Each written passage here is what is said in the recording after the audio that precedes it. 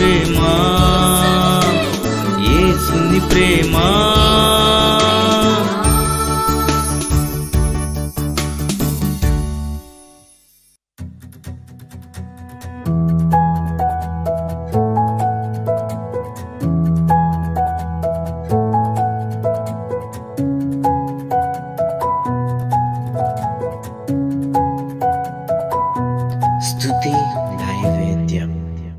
దేవుని వాక్యం ధ్యానం చేసుకుందాం.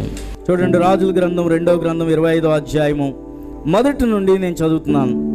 అతని ఏలుబడిలో 9వ సంవత్సరమందు 10వ మాసము 10వ దినమందు బబులోను రాజైన నెబుకద్నెజరును అతని సైన్యమంతయును యెరూషలేము మీదకు వచ్చి దానికి ఎదురుగా దిగి దాని చుట్టూను ముట్టడి దిబ్బలు కట్టిరి. ఈ ప్రకారము రాజైన సిద్కియా ఏలుబడి యందు 11వ సంవత్సరము వరకు పట్టణము ముట్టడి వేయబడి ఉండగా 4వ నెల 9వ దినమందు పట్టణములో క్షామము అఘోరమాయెను. చూడండి, తన ప్రజలను దేవుడు ఎలాగ అప్పగించేశాడో. నెబుకద్నెజరు అనే రాజు అన్యరాజు చెప్పాలంటే, కానీ అన్యరాజు ఏం చేశాడంటే యెరూషలేము మీదకి దండెత్తి వచ్చి ఒక ప్లాన్ ప్రకారంగా చెప్పాలంటే దేవుడు తన ప్రజలను అప్పగించడానికి ఇష్టం అవుతుందా అవుదా దేవునికి? ఇష్టమేమీ కాదు. మరి అందుకనే దేవుడు ఏం చేసేవాడంటే రాజుల మనసును మార్చడానికి, ఆనాడు ఏలికలు మారితే ప్రజలందరూ మారతారనే ఉద్దేశంతో ఏం చేసేవాడంటే ప్రతి రాజు దగ్గరికి తన ప్రవక్తను పంపించేవాడు. చిట్ట చివరిగా యూదులను దేవుడు బబులోను రాజ్యానికి అప్పగించే ముందు ఉండే ప్రవక్త ఎవరో తెలుసా? ఎవరండి? ఇర్మియా అనే ప్రవక్త. ఇర్మియా గ్రంథంలో చదువుకుంటే ఇర్మియా విలాప ప్రవక్తని, కన్నీరు విడిచే ప్రవక్తని మనం చదువుకుంటాం. ఎందుకు మిగిలిన ప్రవక్తలందరికంటే ఇర్మియా ఏడ్చాడు అంటే తన రాజ్యం అంతా కూడా దేవుడు ఏర్పాటు చేసిన ప్రజలు, ఐగుప్తులోంచి చక్కగా దేవుడు తీసుకొచ్చిన ప్రజలు బబులోను రాజ్యానికి వెళ్ళిపోతారు అనే బాధ ఎవరిలో ఉందో తెలుసా? ఇర్మియా ప్రవక్తలో ఉంది. హల్లెలూయా. ఎవరైనా బాగుంటే అందరికీ ఏమొస్తుందండి? సంతోషం వస్తుంది, ఆనందం వస్తుంది. కానీ పలానా వ్యక్తి ఉరి తీయబడతాడు, పలానా వ్యక్తి జైలు శిక్ష అనుభవించవలసిన పరిస్థితులు వస్తాయి, లేకపోతే పలానా వాళ్ళ ఇల్లు ఇంకా అమ్మి అప్పులు వాళ్ళు తీసివేసేసుకుంటారు, వాళ్ళు ఇక ఈ ఊరు వదిలి ఎక్కడికో వెళ్ళిపోతున్నారు, ఇలాంటి సంగతులు తెలిస్తే మనకేమొస్తుంది? ఏడుపు వస్తుంది కదా. ఇర్మియా గ్రంథాన్ని చదువుకుంటే ఇర్మియాకు విలాప ప్రవక్త అని పేరు పెట్టారు. నెబుకద్నెజరు వచ్చాడట. సాతానుడు కూడా మనల్ని లోబర్చుకోవడానికి, లేకపోతే మన ఆత్మీయ స్థితిని పడగొట్టడానికి వాడు రకరకాలైన ప్రయత్నాలు చేస్తాడు. ఒకేసారి మన మీదకేమీ దాడిగా వచ్చాడు. మన ఆత్మీయమైన అంతస్తు అయినా సరే మన ఆత్మీయత ఎలా దెబ్బ కొడతాడంటే ఒకేసారి దెబ్బ కొట్టడు కదా. మనం కొద్ది రోజులు సన్నిధికి రావటం మానేసాం అనుకోండి, ఏమవుతాం? తర్వాత ఇంటికాడ కూడా ఏం చేయడం మొదలు పెడతామంటే ప్రార్థన చేయటం మానివేయటం మొదలు పెడతాం. వాక్యం చదవకపోవటం మొదలు పెడతాం. చదవటం మొదలు పెట్టడం కాదు, చదవకపోవటం అంటే మానివేస్తాం అన్నమాట. ఇలాగా మన ఆత్మీయమైన స్థితిని ఏం చేస్తూ ఉంటుంటాడంటే వాడు ఒక్కొక్క ప్రాకారాన్ని పట్టుకుంటూ లోనికి ప్రవేశిస్తాడు. ఇక్కడ నెబుకద్నెజరుని చూస్తే చూడండి, అందుకనే కొన్ని నెలలు కొన్ని సంవత్సరాలు ఇక్కడ రాస్తున్నాడు. అతను అంటున్నాడు, అతని ఏలుబడిలో 9వ సంవత్సరం మందు 10వ మాసము 10వ దినమందు బబులోను రాజైన నెబుకద్నెజరును అతని సైన్యం అంతయు యెరూషలేము మీదకు వచ్చి దానికి ఎదురుగా దిగి దాని చుట్టూను ముట్టడి దిబ్బలు కట్టిరి. ఎవరి ఏలుబడిలో అంటే సిద్కియా అనే రాజు ఏలుబడిలో 9వ సంవత్సరం వచ్చాడు. 11వ సంవత్సరం అందు అంటే ఒక 2 సంవత్సరాలు అయ్యేటప్పటికి ఆ పట్టణాన్ని ఏం చేశాడంటే మొత్తము ముట్టడి వేస్తాడట. అది సాతాను నీ జీవితంలో పతనాన్ని ఎలాగ ప్రారంభిస్తాడో ఇక్కడ చెప్పబడుతుంది. ఎందుకంటే సిద్కియా ఇర్మియా చెప్పిన మాటలు అతడు ఏం చేయలేదంటే నమ్మలేదు.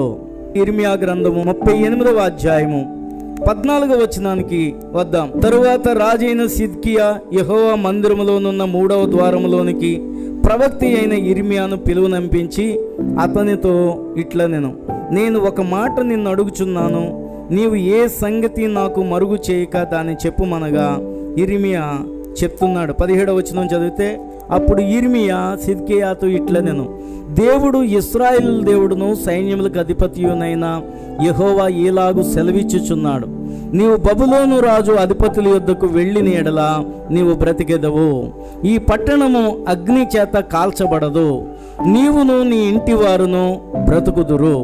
అయితే నీవు బబులోను అధిపతుల యొద్దకు వెళ్ళని ఎడల ఈ పట్టణము కల్దీయుల చేతికి అప్పగింపబడును, వారు అగ్ని చేత దాన్ని కాల్చివేసెదరు, మరియు నీవు వారి చేతిలో నుండి తప్పించుకున్న జాలవు.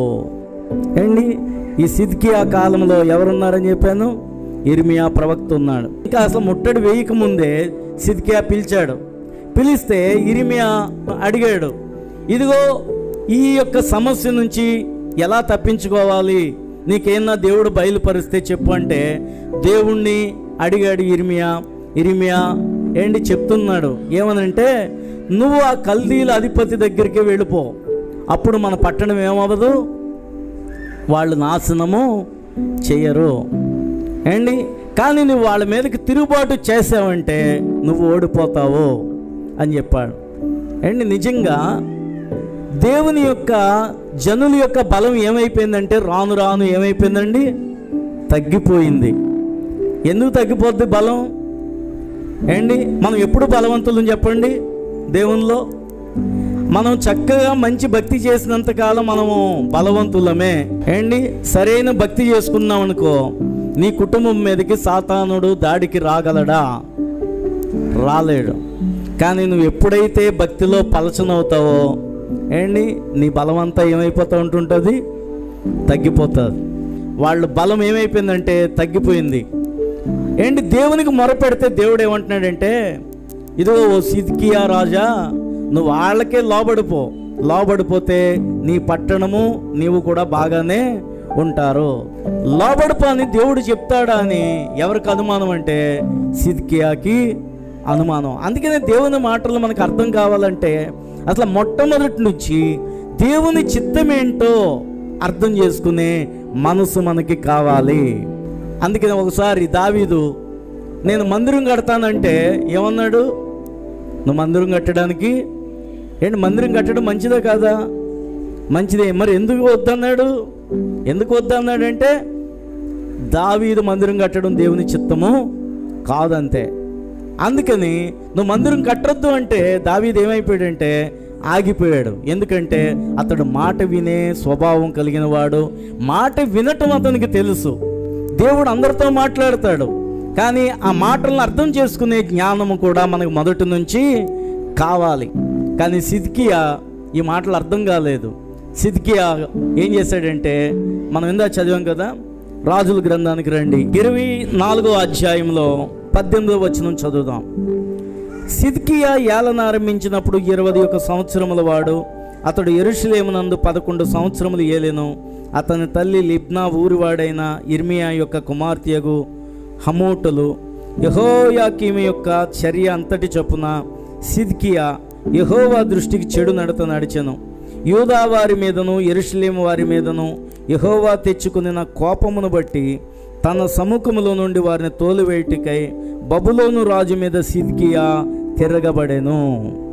ఏండి, దేవుడు అన్నాడు, బబులోను రాజు మీద నువ్వు తిరుగుబాటు చేయవద్దు, అతని ఆధిపత్యంలోనికి నువ్వు వెళ్ళు అన్నాడు. సిద్కియా ఏం చేశాడంటే ఆ మాటను ఏం చేశాడు, ఇర్మియా మాటను భక్తుడుగా మాట వినేవాళ్ళలాగా ఏం చేశాడంటే, ఇర్మియా అసలు ఈనాటి పరిస్థితుల్లో నేనేం చేయాలో చెప్పు అంటే ఇర్మియా చెప్పాడు ప్రార్థన చేసి. కానీ ఆ మాట విన్నాడా వినలేదా? అండి, ఆ మాట వినలేదు, దాన్నేమీ పట్టించుకోలేదు. బబులోను రాజు మీదకి ఏం వెళ్ళాడంటే అతడు యుద్ధానికి సిద్ధపడ్డాడు, తిరుగుబాటు చేశాడు.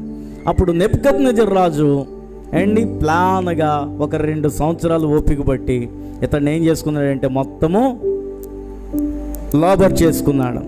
లోబర్చుకొని దేవుని మాట వినకపోవటం వల్ల ఈ సిద్కియా రాజు ఎంత ఘోరాన్ని అనుభవించాడంటే 5వ వచనం నుంచి 25వ అధ్యాయం 5వ వచనం నుంచి చదువుదాం చూడండి.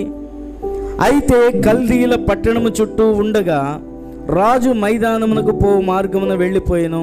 కల్దీల సైన్యము రాజును తరిమి అతని సైన్యము అతనికి దూరముగా చెదిరిపోయినందున యెరికో మైదానమందు అతన్ని పట్టుకునిరి. వారు రాజును పట్టుకుని రిబ్లా పట్టణమందున్న బబులోను రాజు నొద్దకు తీసుకుని పోయినప్పుడు రాజు అతనికి శిక్ష విధించెను. సిద్కియా చూచుచుండగా వారు అతని కుమారులను చంపించి సిద్కియా కన్నులు ఊడదీయించి ఇత్తడి సంకెళ్లతో అతను బంధించి బబులోను పట్టణమునకు తీసుకొని పోయిరి. ఏండి, ఇర్మియా మాట వింటే బాగుండును, కానీ సిద్కియా దేవుని మాట వినలేదు. ఏమైంది? అతని ఎదుటే అతని కుమారులందరినీ కూడా బబులోను రాజు ఏం చేశాడంటే చంపించేశాడట. సిద్కియా కళ్ళు పీకించేశాడు. ఆ తర్వాత అతన్ని తీసుకుని వెళ్ళి చంపించేశాడు కూడా. దేవుని మాట వినకపోవటం వల్ల తన జీవితం ఏమైంది అంటే, దేవుడు మనం అనుకున్నట్టు మాట్లాడడం కదా. దేవుడు మన సంరక్షణ అంతా కూడా తెలిసినవాడు ఎవరండి? ఆయనే. దేవునికి స్తోత్రం చెల్లిందాం. అందుకని ప్రార్థన చేసినప్పుడు చాలామంది ప్రభువా నీ చిత్తం ఏంటి నా మీద అంటారు. తీరా చిత్తం చెప్పిన తర్వాత ఆ మాటకు లోబడలేని వాళ్ళు చాలామంది ఉంటుంటా. దేవుని చిత్తం అడగటం గొప్ప కాదు. చిత్తం అడిగినప్పుడు ఆయన పలానా ఈ కార్యం నువ్వు చెయ్యి, లేకపోతే ఇలాగ నువ్వు ఉండు అంటే ఆ పని మనం చేసినప్పుడే మనం సంరక్షణలోనికి వెళతాం. దేవునికి స్తోత్రం చెల్లిందాం.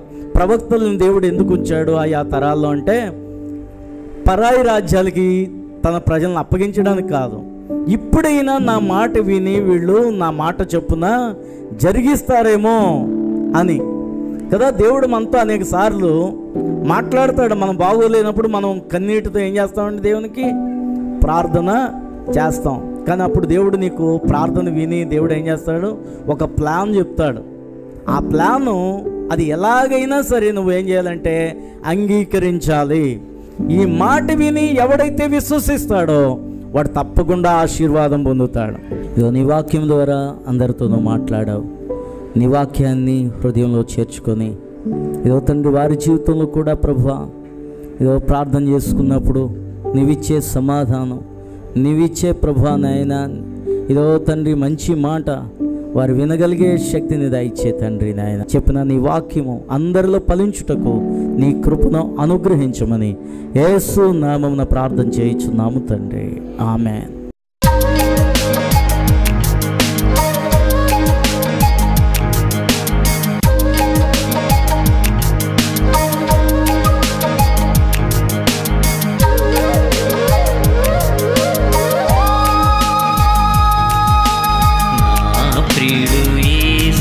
అతి సుందరుడు యేసు, నా ప్రియుడు యేసు అతి సుందరుడు.